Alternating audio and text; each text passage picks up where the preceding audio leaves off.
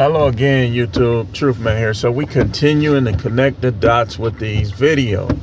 And on this video, I want to continue to kind of talk about money, but on this one, I want to connect people to it. You wonder, why is there so many car accidents?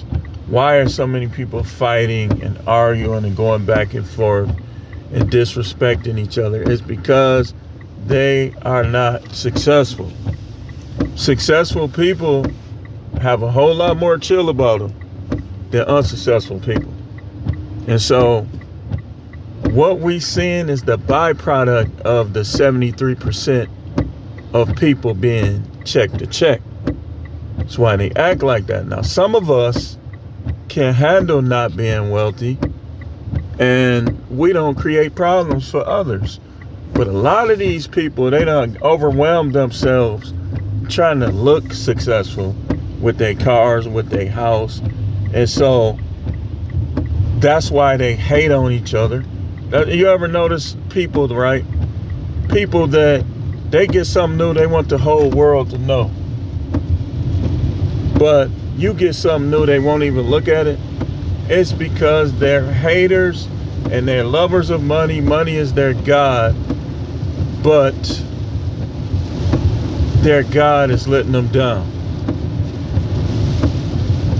Y'all know how I am. I be all over the place, but I'm gonna make it back to my street. I'm not lost. So what I'm talking about is ways that you can increase your money. People been writing me in the comments saying that I like the money videos and stuff like that because they're practical. I'm not gonna get on here and tell you to invest and you ain't got money. You living check to check. The main way, and you can compare the things I say to the so-called experts. The main way you gonna get out of these jams is saving. Like, even if you overwhelmed in bills, I don't agree with Dave Ramsey. I don't think that you should just go and pay all of your bills and just keep knocking down your debt. I think you should knock it down, but I don't think you should do it the way he say. I think you should enjoy yourself every step of the way, buy you some things that you want, buy you some things that you need, and save that money. Now think about it. You saving your money, you get up to $50,000 and you owe $20,000 on your car. You can pay that $20,000, you still got $30,000. Whereas if you making $1,300 and you throwing all your money at your debt, like what for what? What can your debt do to you besides call? All they can do is call. They can take stuff, but you still get it. You'll be amazed how many repossessions I have. I have 4 voluntary. Like where the car just wasn't running or something, and I just said, man, come get this thing. I'm not paying for this. You can do what you want with it. But what I learned is credit score matters, but it don't matter as much as they say. They still give you stuff if you can show the income and you have a down payment. If you think about it, if a car is $30,000 and your credit score is only 500, but you got 3,000 down, or not 3,000, you got 10,000 down, you getting that car. Every bank is gonna line up to give you that car, even though your credit score is only 500. Money trumps. It trumps. If you got the money, you gonna get the thing. It ain't many things in the world that money can't buy.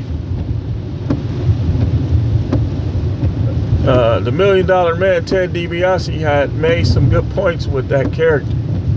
Everybody has a price. So I say the number one thing is you give your money an assignment. Number 2,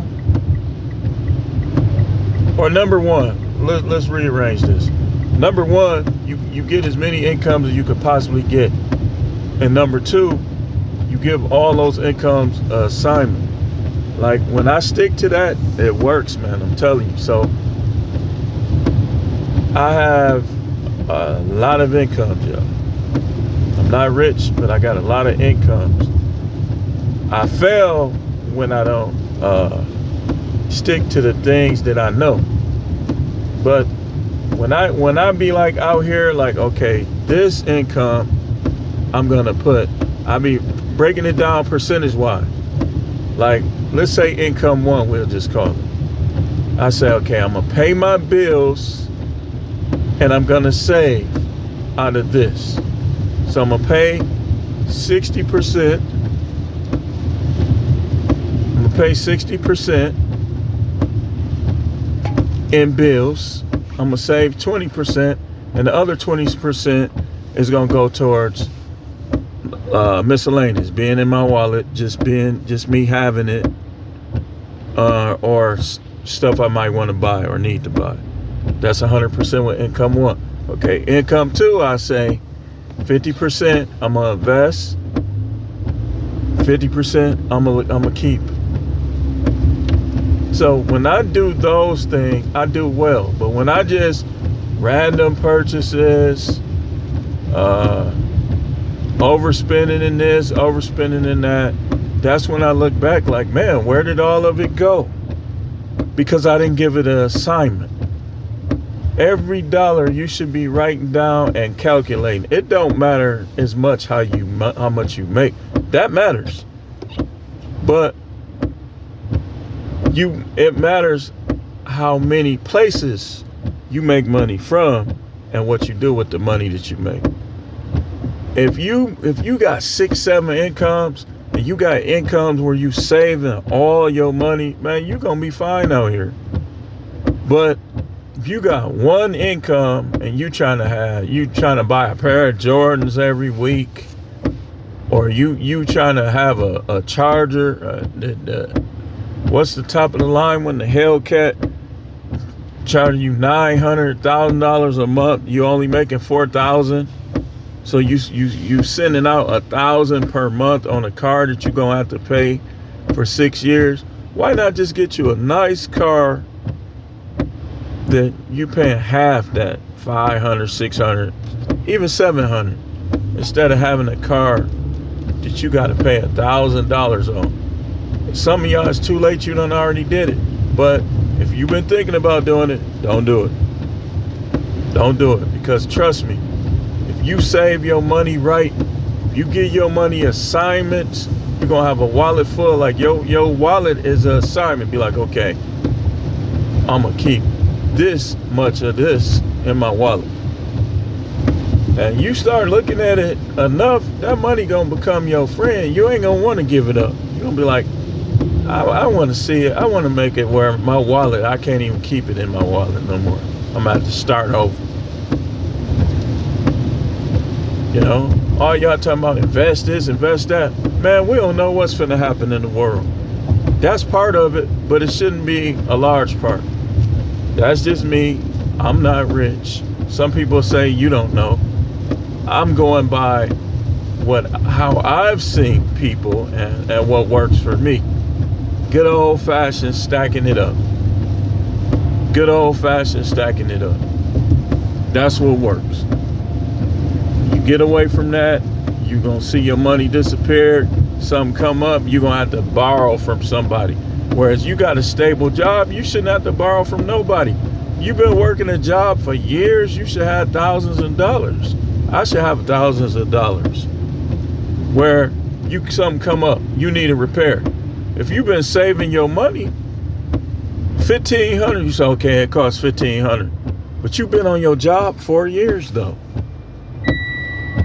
So if you saving your money from your job, then when that comes up, that kind of stuff, $1,500, you saving, let's say you saving $70 a week. I gave y'all that example. You make $700, you saving $70 a week. That's $280 a month. You've been on your jobs 3 years. You've been on your job 3 years. 10 months, 2,800. That's 3,360. You would have $10,000. $1,500 repair is nothing. In fact, you would have enough to even just sell that car, take whatever you can get from it, and buy yourself another car, and you still have money left. Because saving gives yourself options. You ever seen people that live with people and they can't move because they don't have the security in the first month's rent? How you get that? You working, how you get that? You get it from saving. That's why I said I'm not finna be borrowing money from people, because when you borrow money from people and you get paid, it's like you're not getting nowhere because you got to pay all those people back. You would have been better off just going without. Now you got your check and you could do something.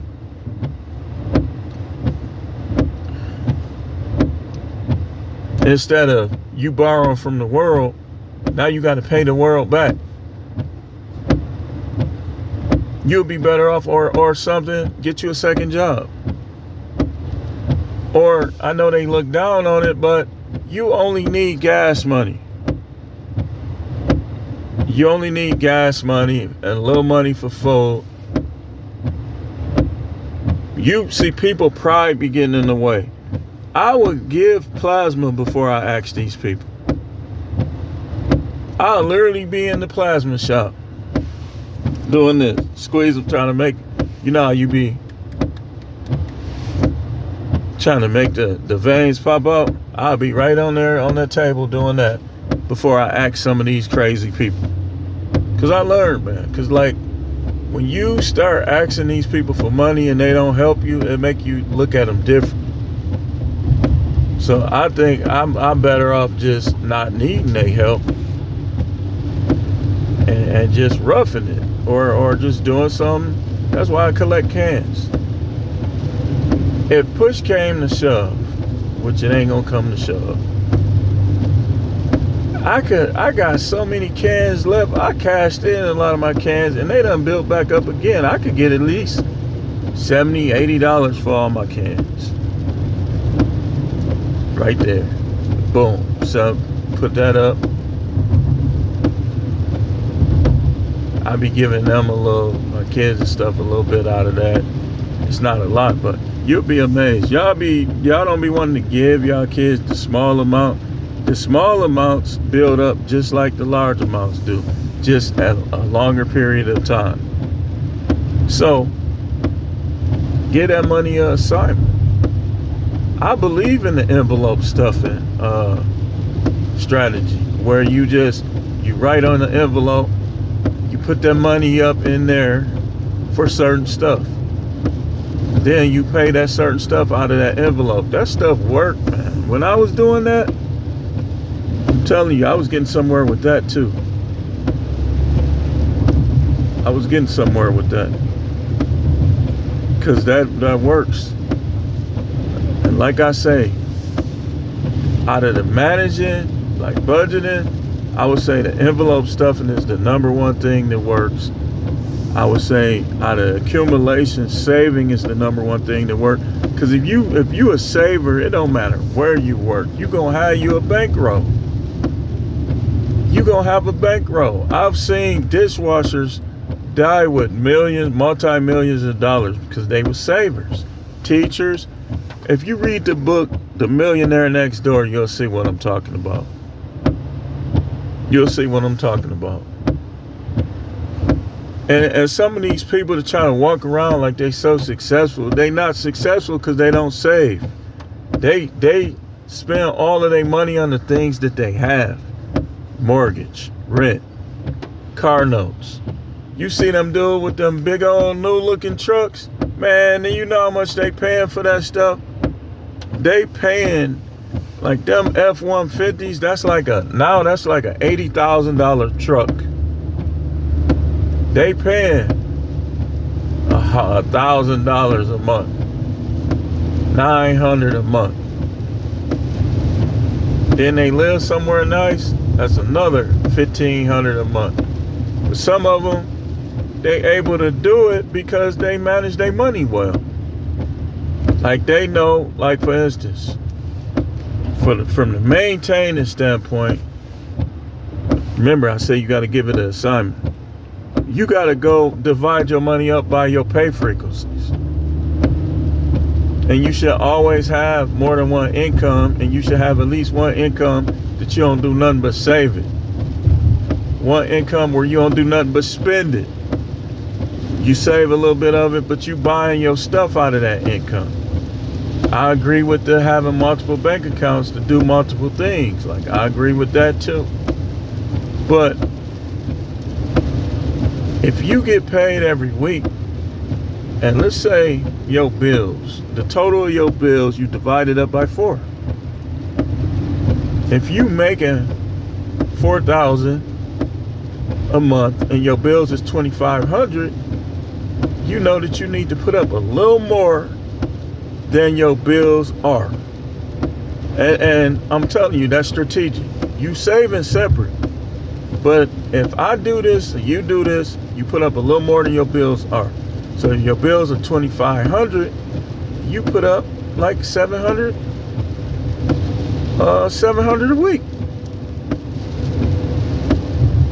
You making $1,000 a week, you put up 700 of it, you still can eat like you want $300. You still can go to the movies and different stuff. You got $300 left. Now, of course, your gas got to come out of that, so you want to fill your tank up and still have half of what it takes to fill your tank up. So if it costs you $40 to fill your tank up, you want to put up 60 for gas. You put 40 in the tank and you throw 20 in the envelope for gas. By the time you use that 20 for gas, you're going to be getting paid again. Because all you do is you get to half a tank or a little under half a tank. Damn, man, it's dark over here. Then you put the other 20 in there. And that's going to get you all the way till you get paid again. Half a tank, throw that other 20 in there. So all this stuff I'm telling you is all you just giving your money an assignment. You giving it an assignment. If you got to rewind this, rewind it.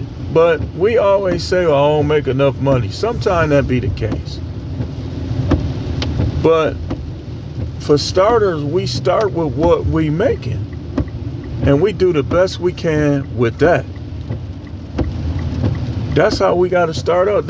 Think about it, man. I wasn't worried about everybody, oh, he shouldn't have never quit that job. I knew that it was going to be a couple steps back.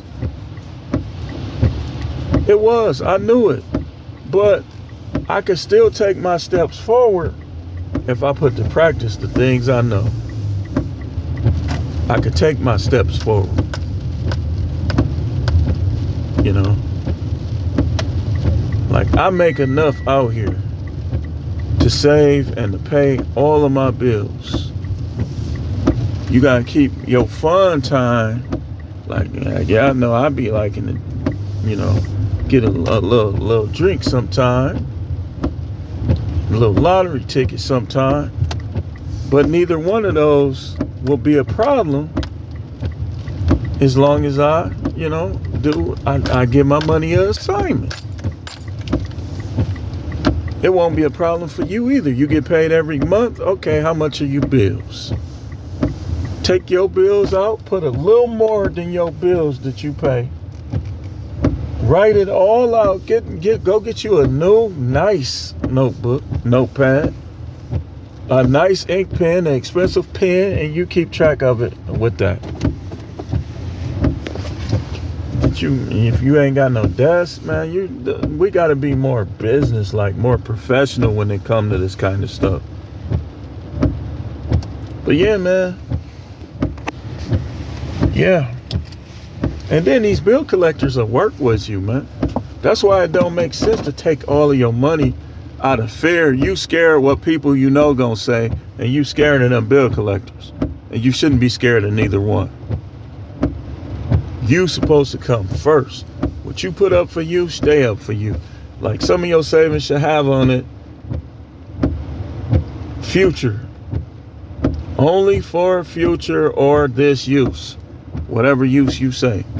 You shouldn't be buying shoes, taking vacations. You say that money's separate. That's a whole nother assignment. You want to do that stuff, you can do that stuff. You gotta save it separate. Like, I'm not worried about, oh, you ain't never been on a cruise. Nope, I ain't never been on a cruise. But guess what? That's in the budget too. See, I got stuff I gotta get situated before I all this stuff I'm talking. Trust me, man. In my situation, I'm just gonna need a little more patience. But yeah, man. Yep. Everybody try to discourage me from moving to Arizona too. What do y'all think they say? The cost of living. But in my mind, I'm looking at it like, as long as I do what I know, I'll be fine. Oh, them houses, 2,200, 2,500. Okay. So what does this mean? This means that I gotta be making 1,500 a week. Can be done. If my rent alone is 2,500, I need to make 1,500 a week. It can be done. Because I still got the car note, which is gonna be what, 190, almost 190 a week. Yeah, 190 a week. That's nothing. It's nothing. These car note people, oh, your car note. If I break it down by a weekly, that's only $190, man. See, we be trying to pay it all at once, man. You could be throwing that in the bank, or some places you could just send it to them, and they're gonna deduct the rest. You send it to them, get you some receipts. Got to get your money assignments, man. But anyway, y'all hear that? That's money. I'm at the store. I keep quarters in the car now. There's a couple times I done went in Audis. If y'all ain't got no Audis, y'all should have an Audis. And you got to pay a quarter for the cart. So I be throwing quarters assignment. See that? I make sure I keep quarters now in case I got to go to Audis. I got a couple. It's little stuff that we do. Because I got caught slipping. I ain't had no money in my wallet. Or no quarters. I think I had to go take some money out. It was just crazy. I said, I'm going to keep some quarters in the car from now on. This is one of the many assignments that I do. Make sure I got some change. I got plenty change at home, and that's what's crazy. I save change. So now I just make sure I keep some of it in the car in case I have to go to Audis.